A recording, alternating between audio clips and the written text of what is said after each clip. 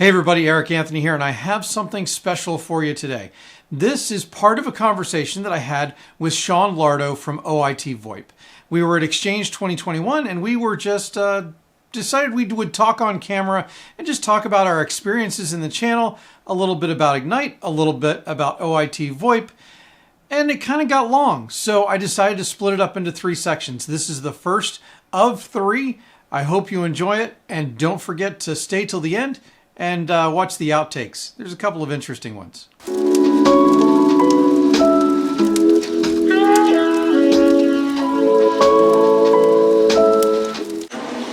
Hey everybody, Eric Anthony with Ignite here. We are here with Sean Lardo from OIT VoIP, and we're just going to have a conversation about Xchange and what it means to be a vendor here, and just some of the stuff going on in the channel. So, Sean, introduce yourself. You know what, thank you first off, I appreciate it. Sean Lardo, VP of Partner Development here at OIT VoIP. Yeah, we are a VoIP provider. We work with channel partners and white label. We are based out of Miami, employees around most of North America. We actually have offices now in Canada and Brazil too. So awesome. Yeah, it's a good expansion. We, as far as myself personally, I spent many years in the channel before I even knew what the channel really was. I remember, we'll just say a long time ago, I was a sales guy at a software company, and I had a very large deal I was working on, and I went to finally, they agreed to it for a lot of money. I'm like, yes, I'm already counting my commissions, and they're like, hold on, this company has a contract with a reseller that they have to go through them first. They must buy everything from. Like, what are you talking about, a reseller? What's that? Like, yeah. So I was then introduced into the channel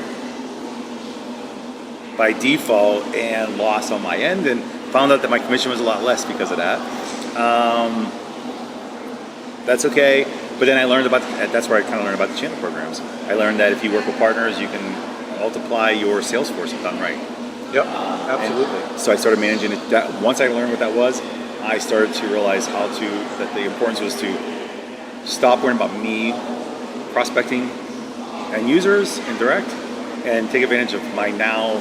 We went from a staff of 4 to a staff of 4,000, essentially. So yeah, I've enjoyed the career so far. I've enjoyed being able to do these things. Honestly, I think the channel is a living, breathing organism that constantly it morphs on you based off of where you are in your career and based off of what's going on sometimes. So I've had the privilege of being involved with a lot of large and small companies, and it's been fun watching them, and it's a very rewarding, and sometimes not as rewarding space. Well, it's an interesting space, right? Because there are everything from the micro business to a large MSP that serves, enterprise customers. Absolutely. So it's very dynamic. Mm-hmm. It just covers such a wide range, and in my experience, it's difficult to cover or to enable partners on both ends, Sure. without making sure you have the staff to do that on both sides. Absolutely. No, I agree. I think some of the challenges you see, we all want to, as a vendor, we all want to have a one-size-fits-all. We would love to be able to do that, right? Yep. We would love to have a cookie cutter because that makes your process simple.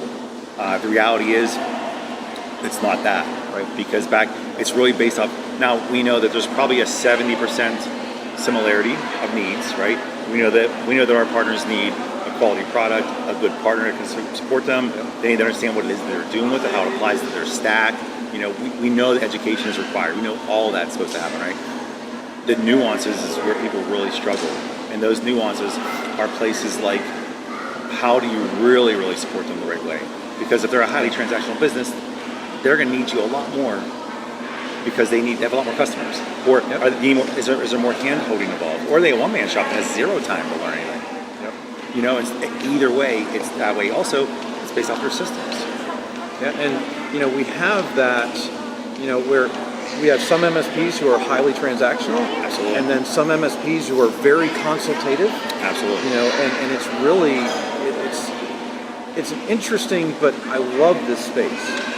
I agree. From the time that I was an MSP myself, mm-hmm. and coming to shows like this as a partner, to now being here, for the past almost 8 years as a vendor, is just, it's so interesting to see the sides of the channel, the relationships that are here. Yes. That's one of the important things.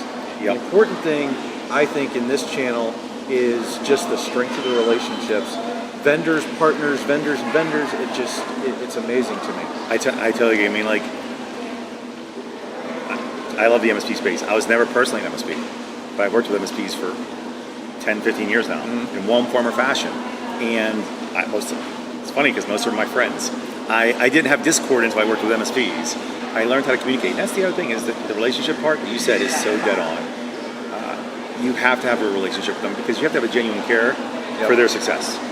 And the reality is, if you don't, it'll start to shine anyway. It'll start to show through. If you don't care, people will start to know. And you're not going to work with somebody that doesn't care about you. Right. That's a fact. So, and most of these men and women that own MSPs are really good. They're actually good people. I don't know many. I can't name anybody that I dislike.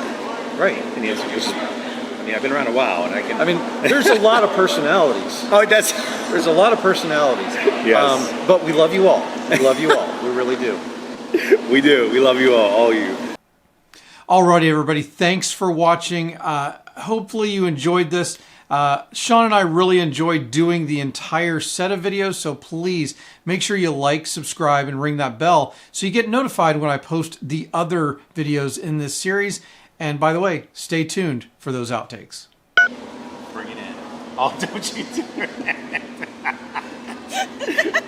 That's awesome. You are so This creepy. is my community's traveling gnome that they asked me to bring on the trip. And I am recording. Oh, you are? Yes, yeah. Oh, Miles is going to come interrupt our video. Say hi, Miles. Hi, Miles. So sorry.